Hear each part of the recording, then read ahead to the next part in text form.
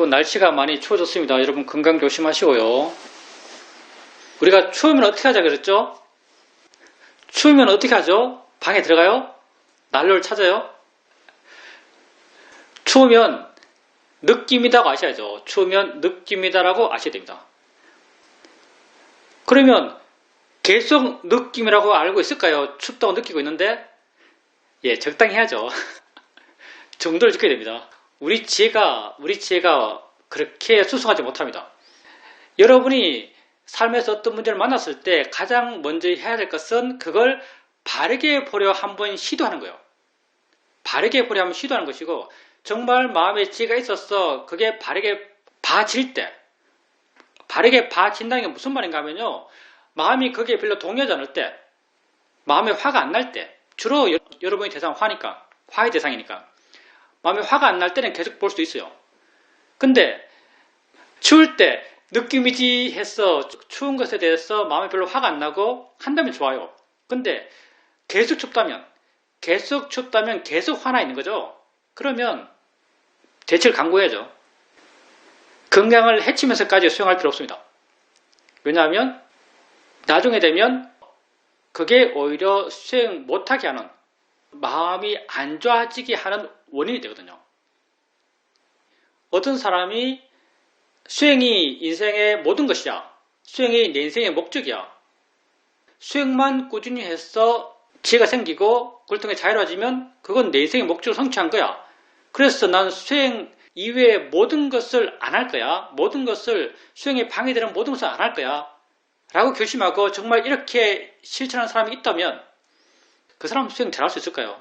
꾸준히 계속할 수 있을까요?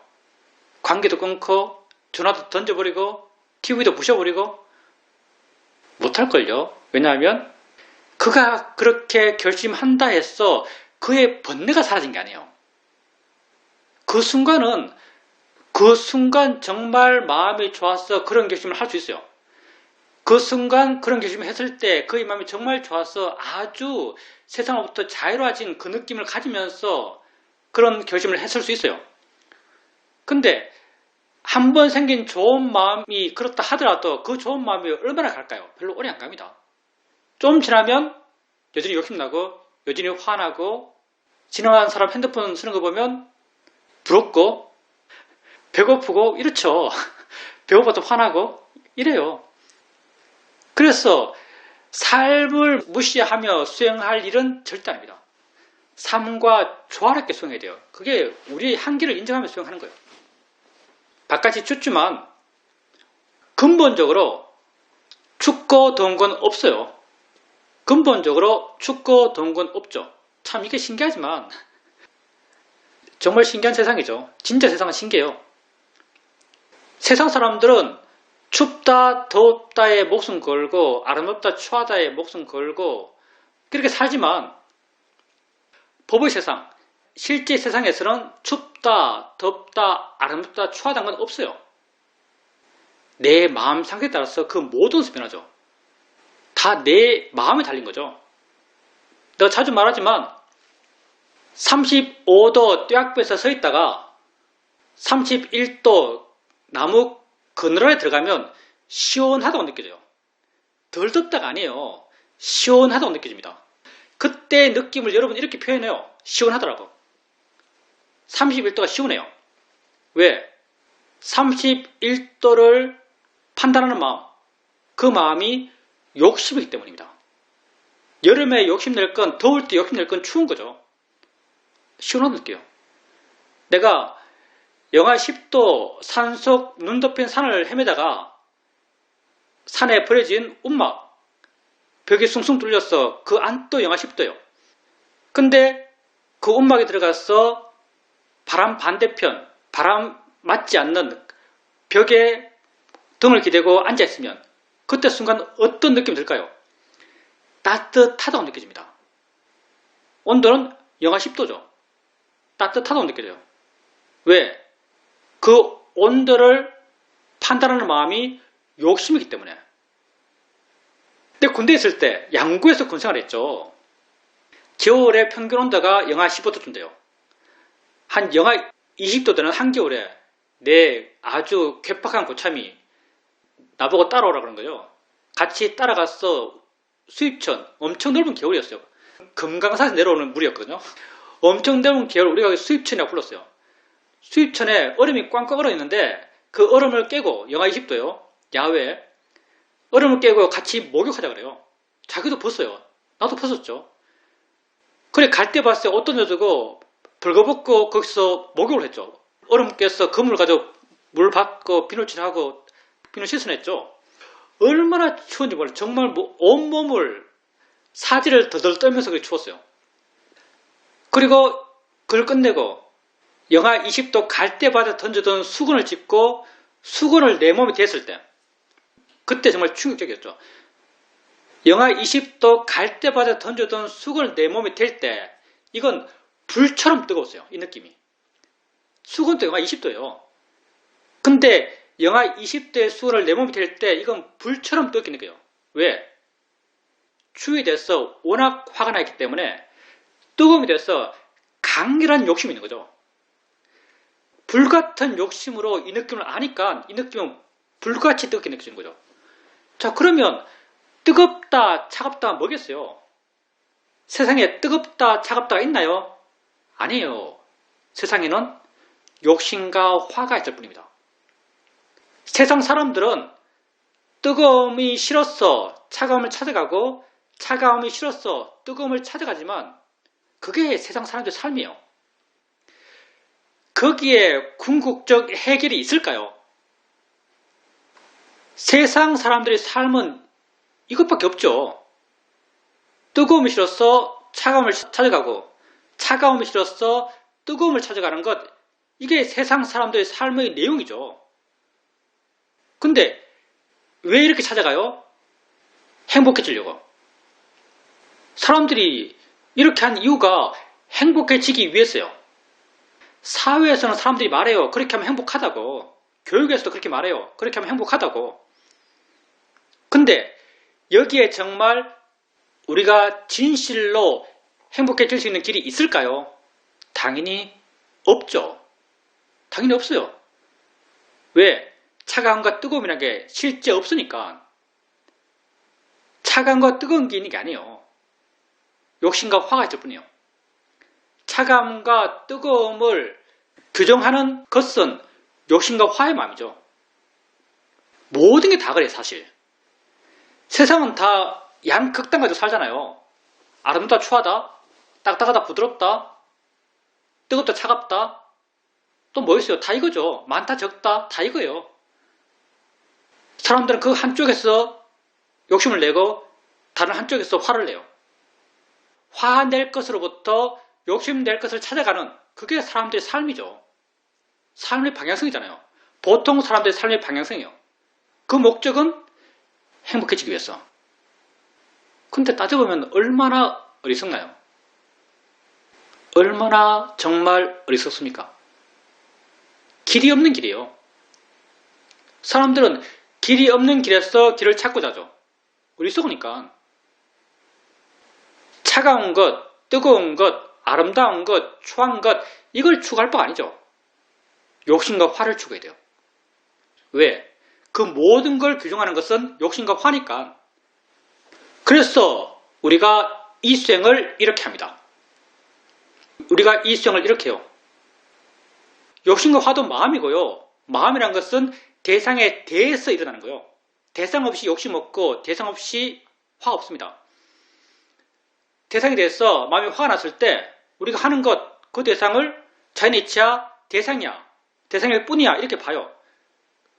그렇게 봤을 때 자연의 이치로 이해되고 대상으로 이해되면 마음은 가벼워지고 부드러워지고 물러난 듯이 느껴져요.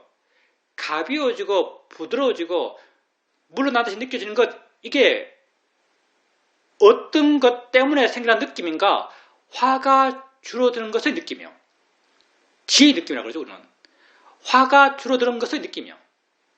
그럼 화의 느낌은 뭔가? 화의 느낌은 무겁고 다가가고 딱딱한 것이죠. 이렇게 화를 줄이는 수행을 해요. 대상에 대해서 우리가 욕심났을 때 마찬가지죠. 대상이야? 자연의 이치야? 있을 게 있을 뿐이야? 이렇게 바르게 보려고 그래요. 똑같아요. 변화의 방향은 가벼워지고 부드러워지고 물러나요. 가벼워지고 부드러워지고 물러나는 것, 이게 욕심이 줄어들 때 주는 마음의 느낌이죠. 이렇게 욕심과 화를 줄이죠. 우리가 하는 수행입니다. 욕심과 화를 줄이는 것. 우리가 왜 이렇게 욕심과 화를 줄이는가? 우리 입장에서 왜 우리가 이렇게 욕심이 줄어들어가는 길, 화가 줄어들어가는 길을 가는가? 우리는 이걸 알거든요. 이게 우리의 행복의 길이라고 알기 때문에 하는 겁니다. 그럼 우리가 해나가는 이 욕심과 화를 줄임을 통해서 행복해지고자 하는 우리의 길은 궁극적인가요? 가능한 일인가요? 예, 가능한 일입니다. 왜 가능한 일인가? 실제에 기반하기 때문에. 실제를 기반한다는 게 곧 법에 기반한단 말이죠. 법에 기반하기 때문에. 진짜 있는 것에 기반하기 때문에. 그렇게 진짜 있는 것에 기반하기 때문에 이렇게 욕심을 줄이고 화를 줄임을 통해서 우리가 가고자 하는 우리의 행복의 길은 가능하죠. 이건 궁극에 도달할 수 있어요. 그러니 세상 사람이 좀 안 됐지만 좀 안 됐다는 느낌이 사실 있어요. 정말 마음이 좋을 때는 좀 연민이 생깁니다. 옛날에 내가 시험을 수행할 때 한 번은 샤워를 하고 있는데 관심이 내게 있으니까 뭐 물 떨어지는 것, 이 소리, 몸의 움직임, 이걸 다 알고 있는 거죠. 이렇게 다 알면서 샤워하면서 순간 든 느낌이 그 안다는 것의 의미가 많이 와닿았어요. 그래서 그때 이런 느낌이 들었죠. 이렇게 알지 못하면서 사는 사람들은 참 안 됐다라는 느낌이 들었어요. 그때. 이렇게 알지 못하면서 사는 사람들은 참 안 됐다라고 느꼈어요. 여러분은 행복해질 수 있는 바른 길을 알고 있습니다. 우리가 해나가고자 하는 길은 단순해요. 대상에서 일어나는 화와 욕심을 줄이는 수행을 해요. 경전에 보면 이런 말이 나오죠. 부탁께서 이렇게 말해요. 누가 법의 지지자인가? 어떤 사람이 화가 줄어드는 것에 대해서 이야기하는 사람, 욕심이 줄어드는 것에 대해서 이야기하는 사람, 어리석음이 줄어드는 것에 대해서 이야기하는 사람이라면 그가 바로 법의 지지자다 이렇게 말해요. 그러면 누가 바른 법을 실천하고 있는 사람인가?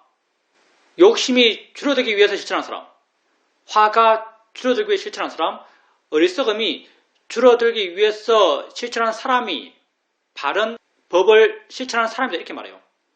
누가 세상에 가장 복된 사람인가?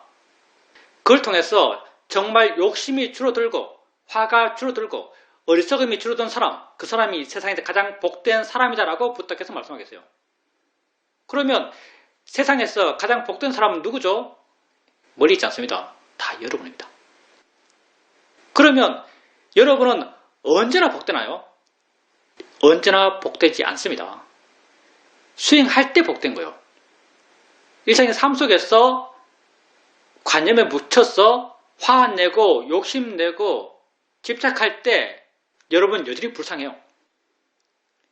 근데 여러분이 그런 삶의 경험을 자연의 이치로 보려고 그러고 알아지는 걸로 보려고 그러고 단지 소리인 걸로 알려고 그러고 이렇게 수행할 때 여러분 마음은 여러분의 지혜의 크기만큼 가벼워지고 부드러워져요.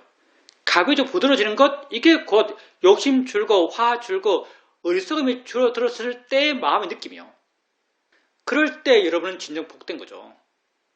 부탁께서는 이걸 가장 훌륭한 인간 존재의 모습으로 말하고 있어요. 근데 그 훌륭한 게 여러분에게 그렇게 멀리 있는가?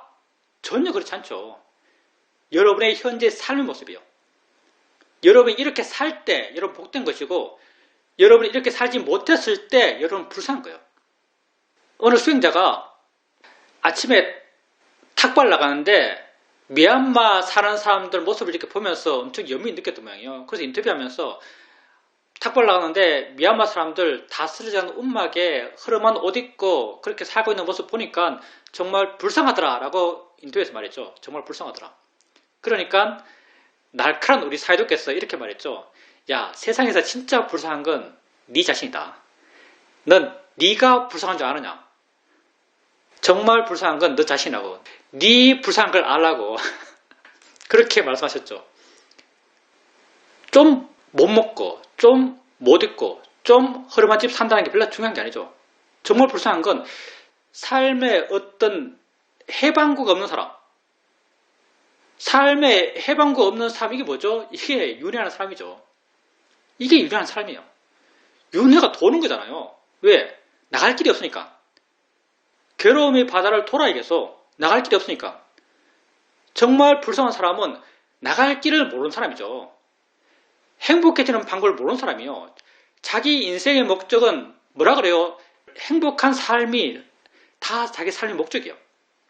사람들에게 여러분 삶의 목적이 뭡니까? 라고 말하면 다양하게 표현하겠지만 결국은 다 행복한 삶, 이게 자기 삶의 목적이에요. 그런데 일반적인 세상의 삶 속에서 사람들이 추구하고 있는 행복의 길, 그게 행복해질 수 있는 길이 아니에요. 왜? 극단을 왔다 갔다 하는 길이죠. 화의 대상을 피해서 욕심의 대상을 가는 길이에요. 그러면 욕심의 대상이 없으면, 욕심의 대상이 충족되지 않으면 더 화가 나요. 더 화가 나면 더 욕심 대상을 열망하겠죠. 더 큰 열망, 더 큰 화, 추구하는 에너지가 가면 갈수록 더 큰 열망, 더 큰 화예요. 어쩌면 삶을 열심히 살면 살수록 더 큰 화, 더 큰 열망이죠. 더 큰 화, 더 큰 열망은 더 큰 괴로움이죠. 근데 자기는 자기 삶의 목적이 행복이래요. 자기 삶의 목적이 행복이라고 하면서 더 큰 열망, 더 큰 화를 일으켜요. 그 결과는, 실제 결과는 더 큰 괴로움이죠. 행복해지는 방법을 몰라요. 괴로움의 삶에서부터 벗어날 수 있는 길을 몰라요. 이게 정말 불쌍한 거죠. 여러분은 수행할 때만 불쌍하지 않습니다. 바르게 보려 할 때만 불쌍하지 않는 거예요. 바르게 보려 할 때 세상에서 가장 복된 사람이고 부탁께서 이렇게 살아라, 이게 정말 가장 가치 있는 삶의 형태라고 말한 그런 삶을 살아요. 수행할 때, 바르게 보려 할 때, 자유로움을 향해서 마음이 변할 때. 근데 여전히 화내고 욕심낼 때, 그리고 화내고 욕심낼 때 화가 내가 되고 욕심이 내가 될 때 여러분은 여전히 불쌍한 삶을 살고 있는 거죠. 여러분은 수행할 줄 알아요. 수행할 줄 안다는 것은 행복해질 수 있는 바른 방법을 안다는 말이죠. 여러분 정말 아는 거 맞죠? 아니까 여기 계속 등장하실 겁니다. 근데 안다는 것과 실천한다는 것은 또 다른 문제예요. 전에 말했죠. 부탁께서 세상에서 가장 희유한 사람을 나누실 때 가장 거칠게 희유한 것, 인간으로 태어나는 것. 인간으로 태어나서 가장 희유한 것, 바른 법을 듣는 것. 이것도 드물어요. 바른 법을 듣는 것. 바르게 행복해지는 방법을 아는 것이요. 바른 법을 듣는 것. 바른 법을 들은 사람 가운데 가장 희유한 사람, 바른 법을 실천한 사람. 그러니 바른 법을 들은 사람 가운데서도 바른 법을 실천하는 사람은 아주 희유해요. 그리고 바른 법을 실천하는 사람 가운데 가장 희유한 사람은 바른 법을 실천하면서 거기에서 기쁨을 찾는 자. 거기에서 기쁨을 발견하는 사람. 이게 바른 법을 실천하는 사람 가운데 가장 희유한 사람이에요. 그리고 바른 법을 실천하면서 거기에서 기쁨을 찾는 자 가운데서 가장 희유한 사람은 누구인가라는 질문은 없어요. 무슨 말인가? 그 이상의 존재 형태가 없단 말이에요. 그 이상의 더 거룩한 존재 형태가 없어요. 바른 법을 실천하면서 거기에서 기쁨을 찾는 모습, 기쁨을 찾는 삶, 그게 부다께서 우리에게 말씀하고 있는 가장 고귀한 삶의 형태, 가장 고도화된 가치 있는 삶의 형태로 부다께서 말씀하신 거죠. 그렇기 때문에 수행할 줄 아는 것, 바른 법을 들었는 것, 이것과 바른 법을 실천하는 것은 다른 문제입니다. 여러분 다 수행할 수 있어요. 바른 법을 많이 들었어요. 바른 법을 실천하십시오. 바른 법을 실천했을 때 그 순간 여러분 삶은 복됩니다. 질문입니다. 요즘 연말이 되면서 모임이 아주 잦아졌습니다. 그래서 거의 매일 외출할 일이 생기는데 외출하게 되면 거기에 모임에 온 사람 가운데 한두 사람이 시집을 썼다든지 수필집을 썼다든지 회고록을 썼다고 하면서 책을 줍니다. 그 책을 들고 돌아오는데 마음이 별로 좋지 않습니다. 내 마음을 보게 되니까 화가 나 있습니다. 마음이 이런저런 궁시렁거리는 하는데 나도 세상을 나름 열심히 살아왔다고 생각되는데 나는 도대체 뭘 하면 살았지, 이런 마음이 듭니다. 이렇게 계속 마음이 궁시렁거리니까 몸도 마음도 아주 피곤해졌습니다.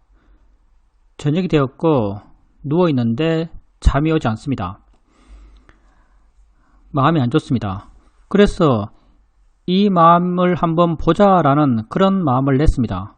근데 그때 또 빨리 자야 되는데 못 자면 또 몸살이 날 텐데 이런 마음도 있었습니다. 마음이 더욱 안 좋아졌습니다. 그래서 내가 지금까지 수행에 대해서 들었던 것, 대상으로 보면 되지, 알아지는 거지, 바르게 봐야지, 생각이 일어나고 잠이 안 오는 것은 뭐 조건 따라 그러니까 지 할 걸 하겠지, 이런 생각을 하면서 그때 내게 알아지는 것을 알게 됐습니다. 이런 마음이 되니까 순간 마음이 아주 편해졌고 고요해졌고 그런 가운데서 나도 모르게 잠이 들었습니다. 그 수행자님께서 잠들었을 때, 잠잘 때 이야기는 아주 수행을 바르게 한 전형적인 모습이죠. 삶에서 우리 마음의 조건이 그러니까 우리는 걸 업이라 그러죠. 마음의 조건이 여전히 살아있기 때문에 어떤 상황에서 괴로운 마음이 생길 수 있어요. 괴로운 마음이 생기는 것 갖고 우리가 좋다 나쁘다 말하잖아요. 생길 게 생겼을 뿐입니다. 생길 수밖에 없었던 게 생기는 거예요. 피할 수 없는 게 생긴 거죠. 그러니 그건 내 책임이 아니에요. 조건 따라 생긴 거죠. 생겼을 때 우리가 해야 될 것은 그 생긴 걸 바르게 보는 거죠. 왜냐하면 생겼을 때 내가 괴로운 이유는요, 그 생긴 것을 바르게 보지 못했기 때문이에요. 사실은 나는 생긴 것 때문에 괴로운 게 아니고요, 그것을 바라보고 있는 마음이 잘못되기 때문에 괴로워요. 왜 이렇게 말할 수 있는가? 바라보는 마음이 바르게 되었을 때 괴롭지 않거든요. 바라보는 마음이 바르게 되었을 때 괴롭지 않다면은 내 괴로움의 원인은 생긴 것 때문이 아니에요. 생긴 괴로운 마음 때문이 아니에요. 생긴 괴로운 마음을 바라보고 있는 마음이 잘못됐기 때문이에요. 근데 이 바라보고 있는 마음은 바꿀 수 있어요. 바른 방향으로 바꿀 수 있는 거죠. 바라보고 있는 마음을 바른 방향으로 바꾸는 게 바로 바른 견해고요. 그렇게 대상이다, 알아지는 거다, 생길 게 생겼다, 자연의 이치다, 이렇게 함을 통해서 바른 견해를 일으키고, 바른 견해고 지혜고요. 그렇게 마음의 지혜가 생김을 통해서 마음이 가벼워지고 부드러워지고 가라앉고 편해지고 여유로워져요. 그걸 통해서 쉽게 잠들게 되는 거죠. 그렇기 때문에 앞으로 수행자님에게 뭐가 생기든 생길 게 생긴 거예요. 생길 수밖에 없는 게 생긴 거예요. 그래서 그 생긴 걸 수행자님께서 해야 될 것은 그걸 바르게 보는 것, 그것만 하시면 되고요. 그리고 수행자님의 친구들이 회고록 쓰고 수필집 쓰고 시집 쓰고 해서 줘요. 주면 받죠. 무겁다는 것은 뭐 그것도 하나의 이야기 되겠지만, 수행자님 이야기 들어보면 수행자님은 그 수필집, 회고록, 시집 쓴 게 나름 성공적인 삶의 표상처럼 느끼기 때문에 이제 그렇게 느끼시는 거죠. 수행자님은 아셨기 때문에 성공적인 삶의 증거처럼 느껴지는 거죠. 그게 그런 의미를 갖는 거죠. 그리고 그거 준 사람도 그런 의미를 준 거예요. 이게 내 성공적인 삶의 증표야, 성공적인 삶의 증거야라고 준 거죠, 사실요. 뭐 그거 100% 그렇다는 말은 못하겠지만, 그런 책은 대부분 자기 돈 내고 내는 거잖아요. 거의 대부분 자기 돈 내고 내는 거예요. 그러니까 성공적인 삶의 증표로 주는 거예요. 근데 책 쓰는 것에 대해서 한번 생각해 볼까요? 수행 관련돼서도 사람들 책을 많이 써요. 수행을 통해서 개발되는 마음의 방향성이 여러 가지 있겠지만, 우리는 적어도 우리의 방향성이 옳다고 생각하죠. 우리의 방향성이 옳다고 생각해요. 우리가 일생을 통해 되어나가는 방향성, 가벼워지고 부드러워지고 자유로워지고 궁극적으로 우백해지는 있든 어떤 상관없는 마음, 내 노력이 줄어드는 마음, 내가 약해진 마음, 이런 방향이 바람직한 방향으로 생각하죠. 근데 우리 수행하면서 이런 마음으로 책 쓸 수 있을까요? 예, 이런 마음으로 책 못 씁니다. 책을 쓰려고 그러면요, 강력한 에너지가 필요하고요. 우리에게 이러한 강력한 에너지를 주는 마음은요, 강렬한 욕심이요. 강렬한 욕심에 기반한 강렬한 에너지로 책을 쓰는 거예요. 그래서 우리 수행하는 사람, 우리식으로 마음이 되어나가는 사람, 우리는 하나의 특정 대상도 힘줘서 보려고 하면 안 맞아요. 코에 마음 대고 호흡을 한번 잘 봐야지 해서 보면요, 어느 순간 마음이 퍼져 있어요. 힘줘서 하는 것은 힘들어서 못해요. 마음이 힘든 걸 스스로 거부해요. 그래서 우리는 책을 못 씁니다. 우리 같은 마음을 갖고 있는 사람은요, 책을 못 써요. 그러면 책 쓸 때의 마음은 어떤 마음이죠? 아까도 말했지만 강렬한 욕심을 기반한 에너지들이에요. 그러면 정말 이런 마음으로 썼다면 책 쓸 때 행복했을까요? 우리 기준에서는 사회적 기준은 다르겠지만 우리 기준에서는 책 쓸 때 행복하지 않아요. 책 쓸 때 괴로울걸요? 글이라는 게 그렇죠. 쓰면 과장합니다.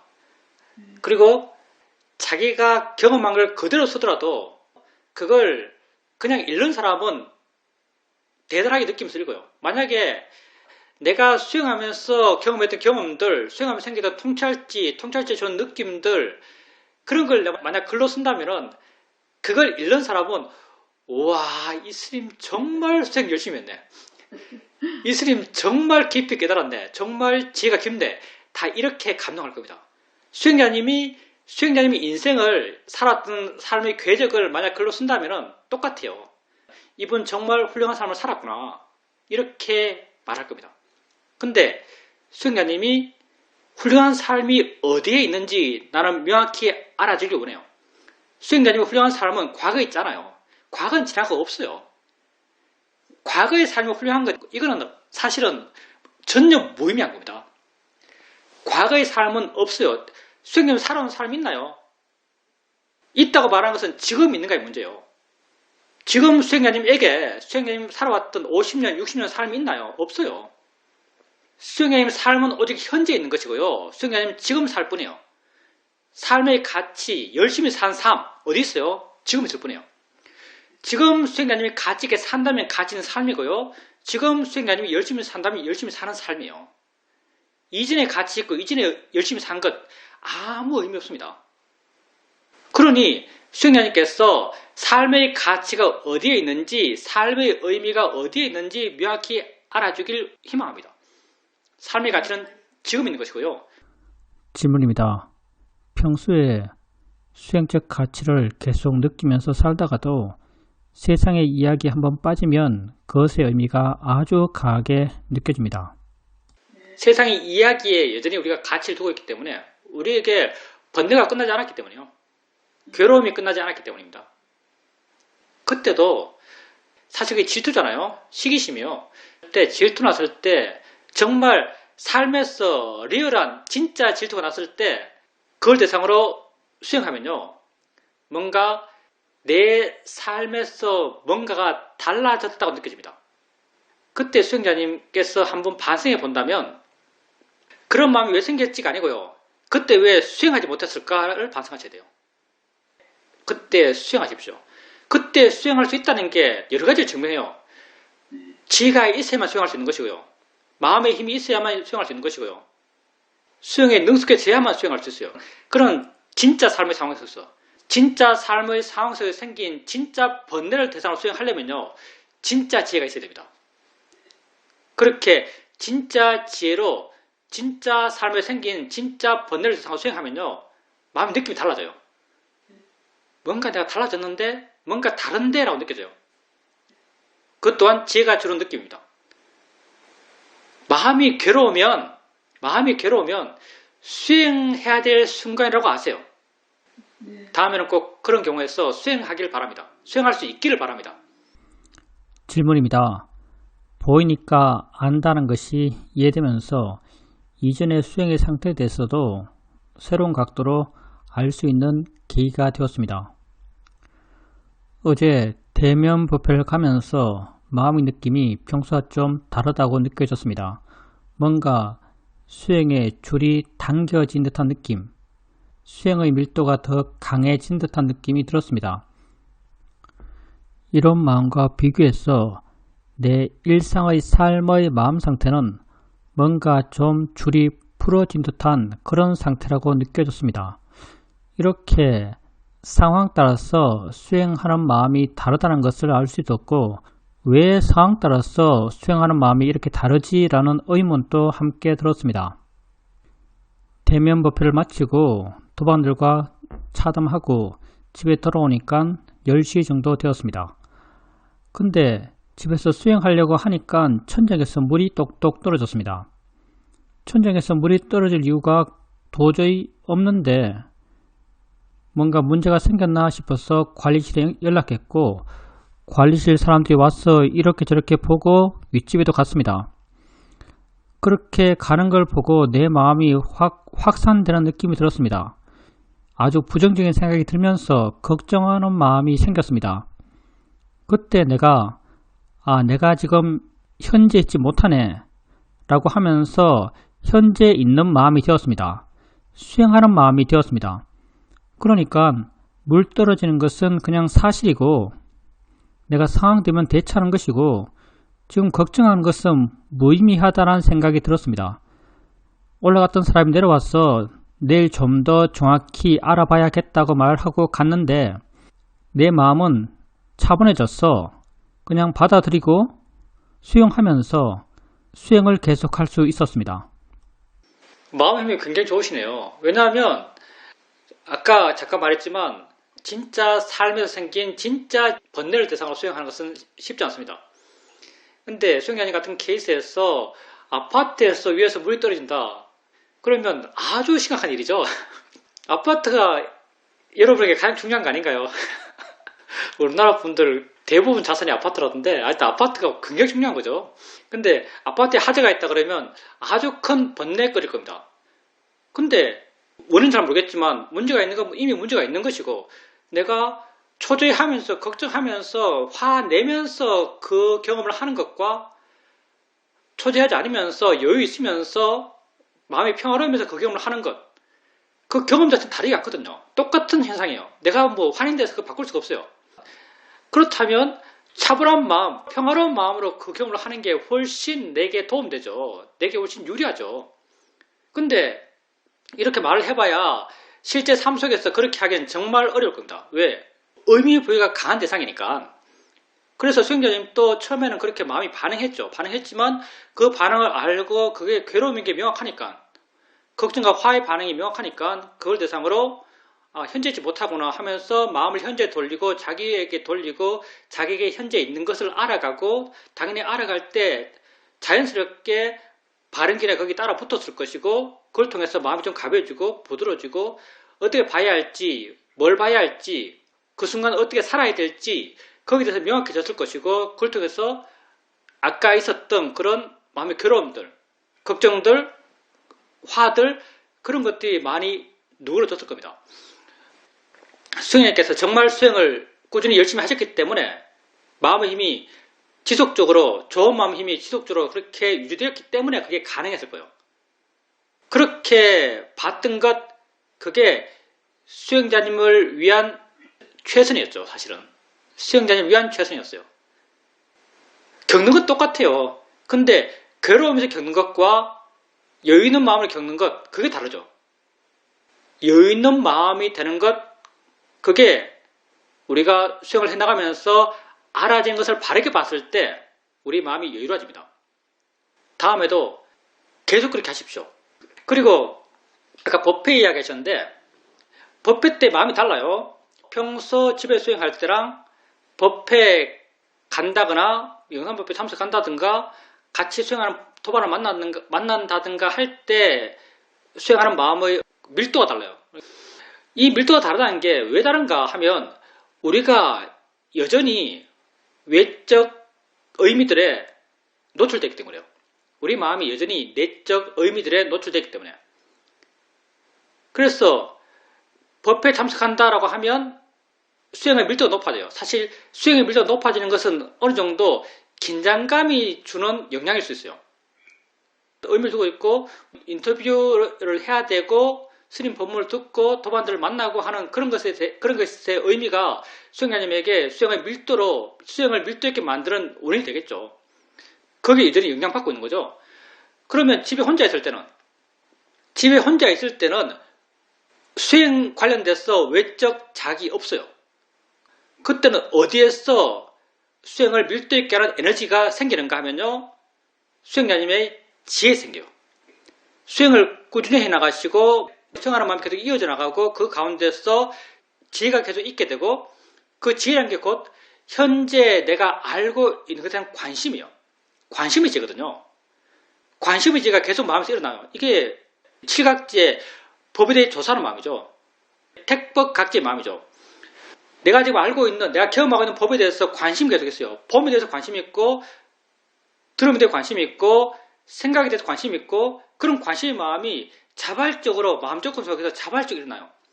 이렇게 자발적으로 일어나는 마음이 나의 수행에 밀도를 줘요. 관심이 있으니까 아주 밀도 있게 그걸 알아가게 되고, 관심이 계속 지속되고, 점점 밀도가 커져가고, 이렇게 밀도가 채워져 가는 거죠. 여전히 우리는 그런 관심이 약하고요. 여전히 지혜가 약하니까. 관심이 약하다는 게 딴 것 아니에요. 관심이 약하다는 게 곧 지혜가 약하단 말이죠. 여전히 우리가 지혜가 약하기 때문에 이렇게 일상의 삶 속에 수행할 때는 그런 지혜의 약함을 원인으로 수행의 밀도도 좀 약한 듯이 느껴져. 좀 퍼진 듯이 느껴지는 거죠. 그러면 어떻게 이런 관심의 지혜를 키울 수 있는가? 가장 분명한 방법은, 가장 직접적이고 분명한 방법은 알아차림을 계속 이어지게 하는 것. 이건 지혜의 이어짐이거든요. 지혜는 다른 마음 조건이 다 있을 때 생기는 거예요. 알아차림을 있게 할 수 있어요. 지혜는 여러 가지 마음이 다 조건이 맞았을 때만 생기는 거예요. 그래서 지혜가 있게 하기 위해서는 실천적으로 해나갈 수 있는 것은 알아차림을 계속 이어지게 해나가면서 마음의 조건이 지 스스로 맞아서 갈 때 지혜가 이어져 나가는 거죠. 그래서 수행님이 할 수 있는 것은 알아차림을 계속 이어지게 해나가는 것, 그것을 실체할 수 있죠. 그런 실천 가운데서 지혜가 계속 있게 되고 관심의 지혜가 계속 있게 되고 관심의 지혜가 수행적 관심을 일으키고 수행적 관심이 내 마음의 힘을 키우고 그 힘이 수행을 밀도 있게 합니다. 이게 순수하게 내적 에너지에서 수행의 밀도를 높이는 거죠. 근데 우리가 여전히 지혜 힘이 약하기 때문에 수행의 밀도를 높일 수 있는 외적 수행 자극도 우리에게 필요해요. 그래서 하는 게 이 영상법회고요. 그래서 하는 게 대면법회고요. 그래서 하는 게 도반과 함께 나누는 법담이죠. 그게 수행의 밀도를 높이는 외적 자극이에요. 우리에겐 여전히 그게 필요해요. 그렇지만 궁극적으로는 내 안에서 일어나는 내적 자극을 통해서 그 길을 계속 갈 수 있어요. 우리가 궁극적으로 추구해야 되는 것은 그런 수행의 밀도를 높이는 내적 자극이고 그런 수행의 밀도를 높이는 내적 자극은 법에 대한 관심이에요. 법에 대한 관심은 알아차림의 이어짐을 통해서 마음의 조건이 자연스럽게 맞아져 가면서 관심이 자연스럽게 커져갑니다. 그리고 수행자님께서 보여지니까 본다라고 이해하셨어요. 보여지니까 본다라고 말씀하셨는데 난 이걸 연기적 이해로 생각합니다. 우리가 수행을 마친 사람이 아니죠. 수행을 해나가고 있는 사람인데 결국 마지막에 반나가는 것은 연기가 아닐까 생각합니다. 결국 마지막에 반나가는 것은 연기가 아닐까 생각해요. 처음에 우리가 가볍게 알고 자유롭게 알아가고 무의지적으로 알아가면서 알아채 마음의 힘을 키웠고 마음의 힘이 좀 좋아지니까 아는가 부리면서 안다는 마음을 이해했고 안다고 자꾸 이해해 나가니까 자연스럽게 알아진다고 이해해 나가고 알아지는 것과 아는 것이 함께 있음을 이해해 나가고 아는 것과 알아지는 것이 함께 있음을 알아가면서 점점 내가 그것을 알려고 하는 마음, 안다고 이해하라는 마음 그런 게 약해지면서 수행해서 나의 노력이 약해지고 수행해서 나의 노력이 약해지면서 그 일어나면서 안다, 알아진다는 그런 관적 의식이 약해지고 나중에는 그냥 일어남, 그냥 알의 생김, 그 일어남만 내게 확인돼요. 내가 아는 마음을 이해했던 것은 아는 마음 쪽을 이해하려 했기 때문에 아는 마음이 이해된 거예요. 내가 알아지는 것을 이해했던 것은 알아지는 쪽을 이해하려 했기 때문에 알아진 게 이해됐어요. 내게 이해하려는 마음이 전혀 없으면, 이해하려는 마음이 전혀 없을 때 이해되는 것은 뭐가 있다는 게 이해가 돼요. 근데 그 있음의 내면에서는 알아지는 것과 아는 것의 함께 있음의 이해가 내게 이미 이해되어 있어요. 내게 확인되는 것은 드러난 것, 그것만 내게 확인되는 거죠. 있다는 것만 내게 확인돼요. 왜? 나는 이해하려는 노력을 안 하거든요. 이해되는 것은 있다는 것만 내게 이해가 돼요. 근데 이 있다는 것 안에는 대상과 마음의 작용이 함께 내재 있는 거죠. 내가 있다는 걸 확인하면서 범의 일어남에 대해서 내가 있다는 걸 확인하면서 내게 본다고 이해하고 있나? 라고 하면 이해하고 있어요. 보여진다고 이해하고 있나? 보여짐을 이해하고 있나? 하면 이해하고 있어요. 근데 내가 어느 한쪽을 이해하려는 마음이 없을 때는 그 드러남만 이해하고 있어요. 생겼네라고 이해해요. 난 그걸 있다고 표현하죠. 있다고 이해하고 있는 거죠. 근데 그 있음을 이해하고 있는 것, 난 그걸 연기를 이해하고 있다고 생각해요. 내게 아무런 의지가 없을 때는 이렇게 그 있음만 내게 드러나요. 그래서 이렇게 있음을 알아갈 때 난 그걸 연기를 이해한다고 생각하고, 그래서 마지막에 정말 내 의지가 약해졌을 때, 이해하려는 내 마음이 없을 때 내가 반항하는 것, 이해해 나가는 것은 연기구나라고 생각하고, 궁극적으로는 연기를 알아가는 게 아닐까라고 생각합니다. 지금 내 단계에서 이야기하는 거예요. 나중에 또 바뀔지 모릅니다. 그래서 수행자님이 이해했던 것, 보여지니까 보내. 난 이게 연기에 대한 설명이라고 생각합니다. 보여지니까 안 해. 하여튼 그렇게 꾸준히 계속 수행해 가십시오. 그런 이해들이 지속적으로 생겨갈 겁니다. 질문입니다. 수영장에서 누워서 수영을 하다가 옆에 누가 다른 레인에서 사람이 지나가면 물결이 생기면서 코에 물이 들어갑니다. 코에 물이 들어가면 아주 불쾌하고 힘든데, 그렇게 수영할 때 몸이 아주 이완된 상태에서 물결이 생기면서 코에 물이 들어갔을 때 순간 괴로운 느낌이 생겼을 때, 아, 이거 코에 물이 들어가는 것, 이거 자연이치지, 생길만 해서 생겼지, 이런 생각이 들었습니다. 이런 생각이 드는 순간 마음이 편해지면서 가벼운 마음으로 계속 수영을 할 수 있었습니다. 들어갈 테면 들어가지 뭐, 이런 마음이 되었습니다. 수영하다가 코에 물 들어가면 괴롭지 않나요? 그게 그냥 불쾌한 느낌이 아니고 거의 괴로움 수준의 불쾌한 느낌인데요. 내가 괴로운 느낌이라고 말하는 것은 그만큼 여유있게 보기 힘든 느낌이거든요, 사실요. 근데 수행자님께서 그때 코에 물 들어왔을 때 아주 불쾌한 괴로운 느낌, 그 느낌을 생길만 해서 생겼네 라고 하면서 아주 여유있게 보셨어요. 그만큼 지혜 힘이 좋았기 때문에 여유있게 보신 건데, 그런 마음만 될 수 있다면 어떤 괴로움도 수행자님에게 그렇게 큰 영향을 못 줍니다. 사실 모든 괴로움이 그렇거든요. 마음에 여유가 있다면 그렇게 괴롭지 않아요. 근데 또 그때 우리가 하나 짚어봐야 될 문제가 뭐냐면, 수행자님께서 옆으로 사람이 지나가면서 물결을 일으키고 그 물결을 일으키니까 내 코에 물이 들어오지, 그래서 코에 물이 들어오니까 들어왔지, 이게 자연이치야 라고 생각하셨어요. 그렇게 자연이치란 말이 수행자님께서 수행해 오면서 자연이치를 많이 이해해왔기 때문에 그런 이해가 자연스럽게 마음이 생기면서 그런 이해가 수행자의 마음을 그 코에서 생긴 느낌에 대해서 마음이 여유있게 한 거죠. 근데 좁은 시각에서 자연이치가 뭔가, 자연의 이치란 것은 사실은 법의 특성이에요. 자연의 이치는 곧 무하고요. 무하는 법의 특성이에요. 법은 뭔가? 법은 나의 체험이죠. 그러니까 내 몸과 마음에서 생긴 것, 이게 법이고, 법의 특성이 무상고 무하예요. 그러면 무하의 다른 말이 자연이치죠. 우리식 표현이 자연이치요. 그럼 뭐가 자연이치인가?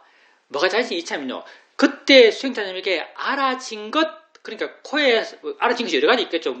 물결이 준 느낌, 코에서 생긴 불쾌한 느낌, 이게 다 수행자님이 알아진 거죠. 근데 수행자님에게 알아지지 않는 것, 관념적 해석은 뭔가? 관념적 해석이 뭐냐면 코에 물이 들어왔다. 이게 관념적 해석이에요. 코에 물이 들어왔다는 것은 사실 관념적 해석이에요. 수행자님께서 이제 코에 물이 들어온 게 자연의 이시지라고 한 것은 사실 자연계에서의 원인 결과 따지면 그건 자연의 이치가 맞아요. 구름이 시커매면 비가 오지, 이게 자연의 이치예요. 바람이 불면 나무가 흔들리지, 이게 자연의 이치예요. 근데 우리가 쓰는 자연의 이치는 이게 아닙니다. 우리가 쓰는 자연의 이치는 무아의 다른 표현이에요. 무아는 법이 무아고요. 법은 내 삶의 실제 체험이죠. 그러니까 그때 수행자님에게 있어서 자연의 이치는 수행자님에게 실제 알아진 것의 생김, 그게 자연의 이치죠. 코에서 생긴 느낌이 자연의 이치고요. 그때 수행자님 마음에 생기는 화, 이게 자연의 이치고요. 불쾌한 느낌, 이게 자연의 이치고요. 그러니까 우리 입장에서는 수행자님이 그때 적응했던 그런 자연의 이치의 대상은 우리가 여기서 말하는 것과는 약간의 각도가 다른 거죠, 사실은. 코에 물이 들어왔다. 이건 자연의 이치야. 이건 우리가 안 맞아요. 수행자님에게 진짜 알아진 것, 실제 알아진 것, 법이 자연의 이치요. 법은 그때 코에 생긴 느낌, 마음의 반응, 이게 법이죠. 그럼 법의 일어남, 실제 삶의 체험의 일어남이 자연의 이치요. 우리가 바르게 행복해질 수 있는 바른 방법을 압니다. 우리가 바르게 행복해질 수 있는 바른 방법을 알아요. 왜냐하면 우리 행복해지고 하는 방법이 실제 있는 것에 기반하기 때문이에요. 법에 기반하기 때문에 우리 방법이 바르다고 말해요. 세상 사람들은 다 차다, 덥다, 아름답다, 추하다, 그걸 통해서 삶의 행복을 추구해요. 화의 대상을 떠나고 욕심의 대상을 취하는 것에 행복이 있다고 생각해요. 근데 욕심의 대상은 이미 화를 내포하고 있어요.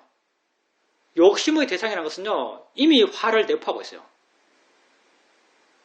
그 길에 용맹이 달려간다면, 열렬히 그 길을 간다면 더 큰 욕심, 더 큰 화가 있을 뿐이에요.